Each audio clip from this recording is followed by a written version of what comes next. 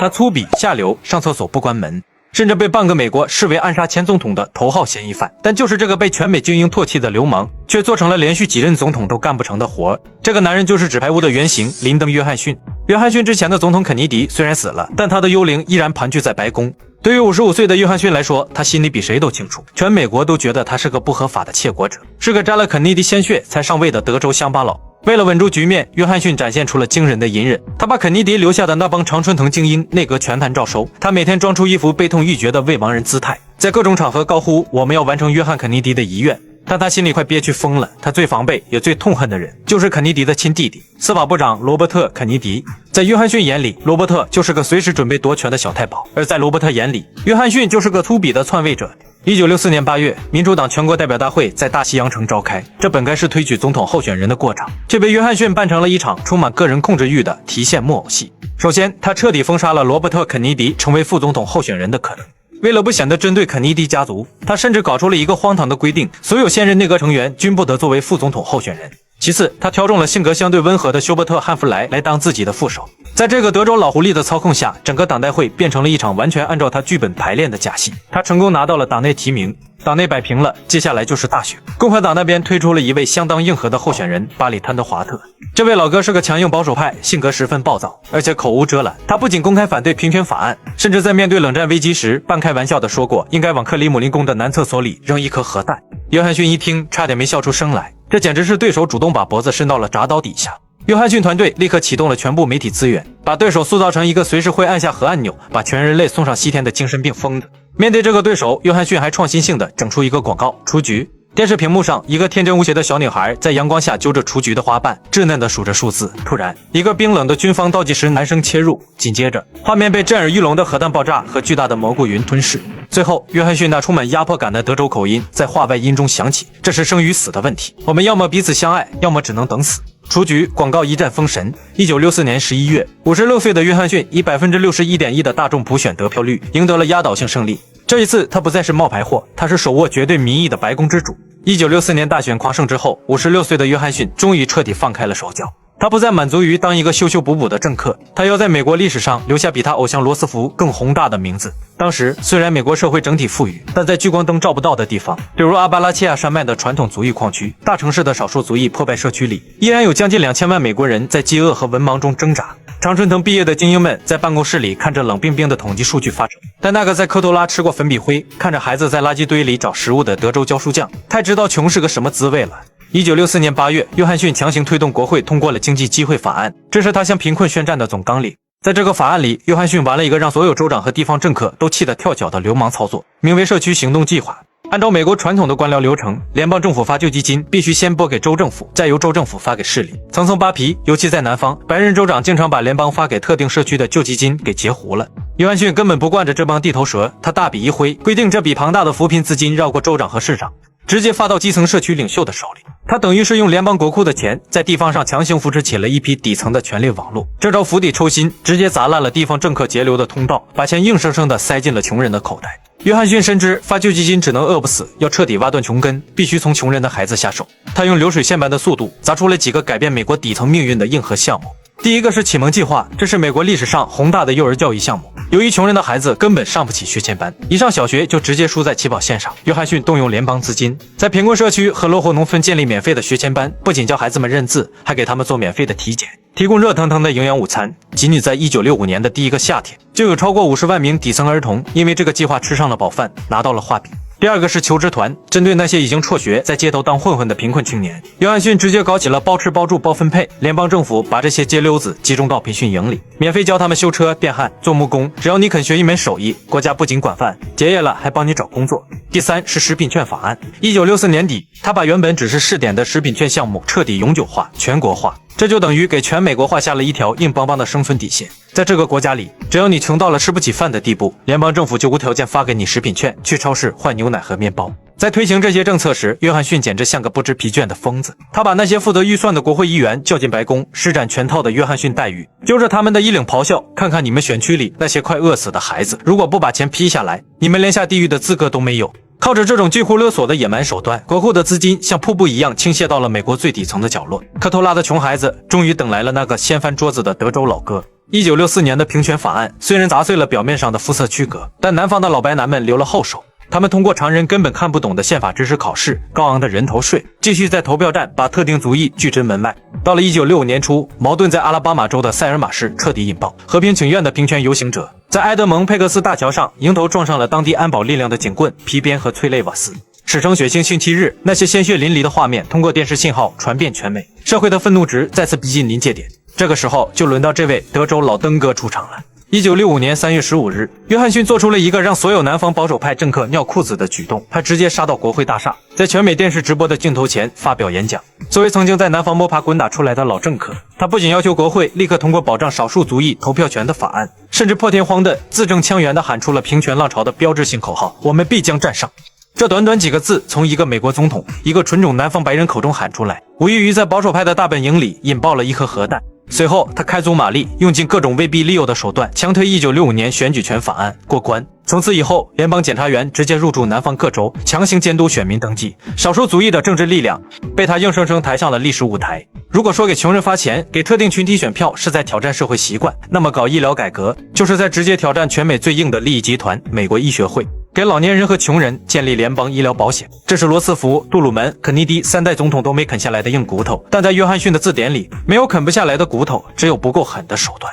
当时法案被参议院财政委员会主席哈里·伯德死死卡住。伯德是个老派的财政保守主义者，简直是油盐不进。面对这种老油条，约翰逊把流氓政治发挥到了化境。有一天，为了逼迫伯德让步，约翰逊一路尾随这位国会大佬进了洗手间。就在人家蹲坑的时候，这位身高1.92米的美国总统像座铁塔一样堵在隔间门外，他连哄带吓，唾沫星子横飞，一边分析利弊，一边拿着伯德选区的工程项目做赤裸裸的要挟。在那种臭气熏天又充满压迫感的狭小空间里，伯德的心理防线彻底崩溃，硬是提着裤子点了头。1965年7月30日，约翰逊特意飞到前总统杜鲁门的家乡，在杜鲁门的见证下，正式签署了老年医疗保险、穷人医疗援助法案。几千万底层的美国人终于不用在生病时只能绝望地躺在家里等死。为了这项法案，他得罪了无数医生、医院老板和保险巨头，但他不在乎，他要的就是穷人能看得起病。除了发钱和看病，约翰逊在1965年还顺手埋下了一颗彻底改变美国未来几十年的隐形炸弹。长久以来，美国实行的是带有强烈特定偏见的移民配额制，优先把名额给稀有群体，严防死守亚洲和其他地区的人口进入。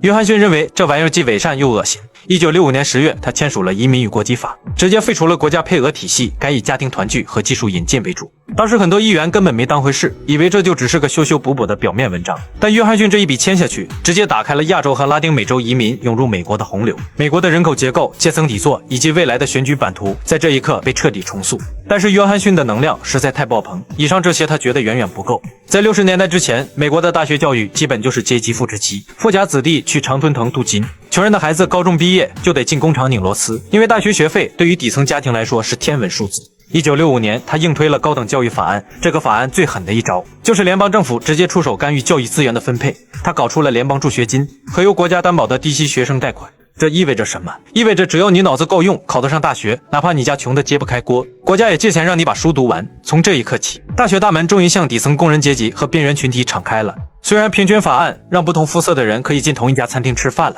但在住这个问题上，区隔依然无处不在。当时的房地产商和传统优势社区有个心照不宣的潜规则，绝不把好学区、好地段的房子卖给特定族裔，这就导致他们只能永远烂在治安恶劣的市中心老旧街区里。为了打破这层隐形天花板，约翰逊干了2件大事。第一，他力排众议，成立了住房和城市发展部，并且毫不避讳地任命了罗伯特·韩福担任部长。这是美国建国快200年以来，内阁里破天荒地坐进了一位少数族裔部长。第二，1968年4月，平权领袖金博士遇刺，全美上百个城市爆发大规模街头风暴，火光冲天。在所有人都被吓破胆的时候，约翰逊展现出了顶级政客的冷酷与敏锐。他趁着这股混乱与悲痛的社会情绪，抡起大棒疯狂敲打国会，硬是在金博士死后没几天，强行通过了1968年公平住房法。从此，在房屋买卖、租赁和贷款中搞身份歧视，属于违反联邦法律。他用法律的铁锤，硬生生砸开了传统优势群体郊区的大门。如果你问当时华盛顿的政客谁是全美国最没品位、最粗俗的人，大家都会指向约翰逊，但他却成了美国文化艺术史上最慷慨的金主爸爸。他觉得一个伟大的国家不能光有大炮和面包，老百姓还得有精神追求。